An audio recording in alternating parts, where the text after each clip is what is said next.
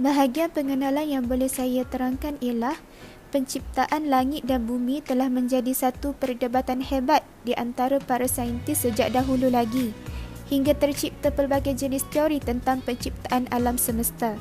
Teori ini menyatakan adanya awal atau permulaan pada alam semesta yang disebabkan oleh Big Bang. Walau bagaimanapun, dalam Al-Quran ada dinyatakan penciptaan alam semesta digambarkan dalam 6 masa, iaitu dalam surah As-Sajadah ayat 4. Sesungguhnya Tuhan kamu adalah Allah yang telah menciptakan langit dan bumi dalam 6 masa, lalu dia bersemayam di atas Arash. Dia menutupkan malam kepada siang yang mengikutinya dengan cepat, dan diciptakannya pula matahari, bulan dan bintang-bintang, iaitu masing-masing tunduk kepada perintahnya. Ingatlah, menciptakan dan memerintah hanyalah hak Allah Maha Suci Tuhan semesta alam. Seterusnya, terdapat juga bahagian objektif kajian, iaitu mengandungi dua. Yang pertama, mengetahui dan mempelajari keajaiban kekuasaan Allah. Yang kedua, menghubungkan Al-Quran dan sains berkaitan kejadian langit. Keajaiban langit yang pertama adalah kejadian siang dan malam. Menurut firman Allah Subhanahu Wa Taala dalam surah Al-Furqan ayat 62, dan dialah yang menjadikan malam dan siang silih berganti untuk sesiapa yang mahu beringat, memikir kebesarannya atau mahu bersyukur akan nikmat-nikmatnya itu. Berdasarkan firman tersebut, ia boleh menjadikan sebagai bahan renungan bagi mereka yang ingin mengambil pengajaran bahawa semua ciptaan Tuhan pasti mempunyai kebijaksanaan yang besar untuk makhluk-makhluknya, atau bagi mereka yang ingin bersyukur dengan hati, lidah dan anggota badan mereka untuk mencari keredaan Allah. Seterusnya adalah bagaimana berlakunya kejadian siang dan malam. Berdasarkan surah Al-Anbiya ayat 33 yang bermaksud, dan dialah Tuhan yang telah menjadikan malam dan siang serta matahari dan bulan, tiap-tiap satunya beredar terapung-apung di tempat edaran masing-masing di angkasa lepas. Ini menunjukkan bumi merupakan satu planet yang memutar matahari dan paksinya dari barat ke timur.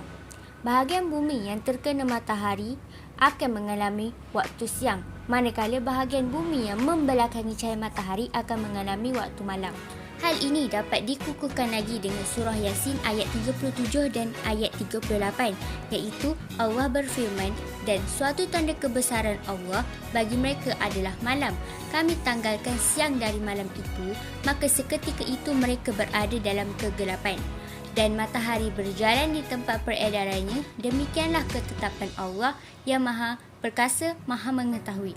Sebagai contoh, kawasan yang mengalami waktu siang akan beransur-ansur menjadi waktu malam dan sebaliknya, iaitu daripada waktu pagi kepada waktu tengah hari, kepada petang dan kepada malam, dan begitulah peredaran kejadian siang dan malam.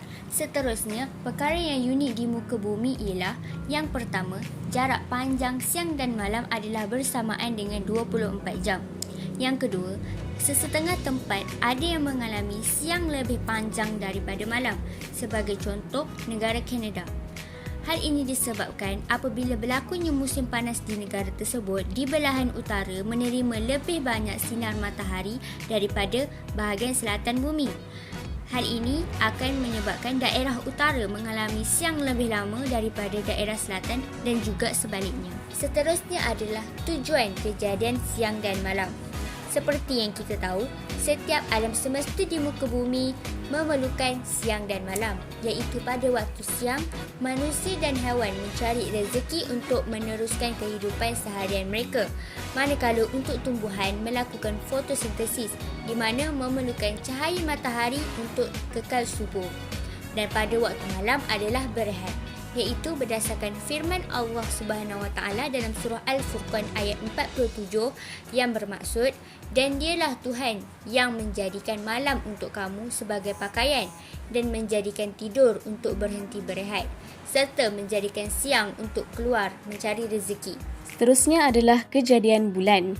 Berdasarkan firman Allah Subhanahu Wa Taala dalam surah Yasin ayat ke-39 yang bermaksud, dan bulan pula kami takdirkan dia beredar melalui beberapa peringkat sehingga di akhir peredarannya kelihatan kembalinya pula ke peringkat awalnya seperti tandan yang kering.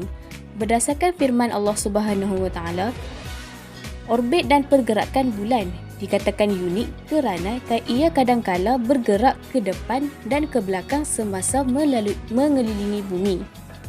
Oleh sebab bulan bergerak mengelilingi bumi dan matahari secara serentak, maka didapati ia bergerak mengikut corak yang tetap seperti huruf S yang menyerupai tangkai kurma yang tua. Kalimah urjun dalam firman Allah tersebut juga membawa erti nipis dan melilit seperti tangkai kurma yang kering. Bulan juga mengambil masa 27 hari 8 jam untuk melengkapkan satu pusingan mengelilingi bumi. Selain itu, bulan mempunyai beberapa fungsi, iaitu yang pertama, masyarakat Islam di serata dunia berpandukan kepada bulan untuk kalender hijrah dan melihat pada anak bulan untuk menentukan tarikh mula berpuasa dan perayaan. Dan yang kedua ialah tarikan graviti bulan juga menyebabkan terjadinya kejadian air pasang surut di bumi. Seterusnya, bulan hanya untuk memantulkan cahaya. Berdasarkan firman Allah Subhanahu Wa Taala dalam surah Nuh ayat ke-15 dan 16 yang bermaksud, tidakkah kamu memikirkan bagaimana Allah telah menciptakan 7 petala langit itu bertingkat-tingkat dan dia juga menjadikan padanya bulan sebagai cahaya dan matahari sebagai lampu. Dalam ayat tersebut, Allah telah membezakan status bulan dan matahari. Bulan disifatkan sebagai nura yang bermaksud cahaya. Matahari pula disifatkan sebagai siraja yang bermaksud lampu. Jadi, bulan adalah satu-satunya satelit bumi dan bulan tidak mempunyai cahaya sendiri. Dan cahaya bulan tersebut sebenarnya berasal daripada pantulan cahaya matahari. Jadi, lampu ialah satu objek yang menghasilkan cahaya manakala sesuatu benda itu boleh disifatkan sebagai bercahaya biarpun tidak menghasilkan cahaya sendiri. Bulan itu bercahaya kerana memantulkan suluhan cahaya yang dihasilkan oleh matahari. Keajaiban langit yang seterusnya ialah kejadian hujan. Allah berfirman dalam surah An-Rum ayat 48, Dialah Allah yang mengirimkan angin, lalu angin itu menggerakkan awan dan Allah membentangkannya di langit menurut yang dikehendakinya dan menjadikannya bergumpal-gumpal.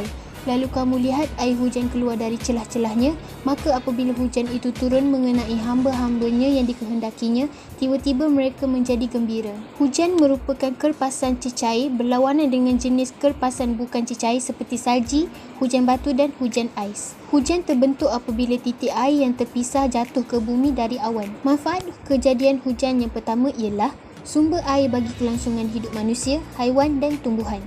Yang kedua, menyuburkan segala jenis tumbuh-tumbuhan. Sebagai rumusan, keajaiban langit bukan sahaja boleh dikaji secara saintifik dan logik akal, malah sudah tertulis dalam Al-Quran sendiri. Allah tidak akan mewujudkan sesuatu tanpa sebab dan alasan yang munasabah. Kejadian hujan boleh diambil contoh sebagai keajaiban langit yang dicipta Allah bertujuan untuk menyejukkan dan menyuburkan tanaman di bumi ini. Kejadian bulan pula dicipta untuk membantu umat Islam untuk mencipta kalender. Manakala kejadian siang dan malam bagi umat manusia untuk menjalani kehidupan mereka di bumi Allah ini.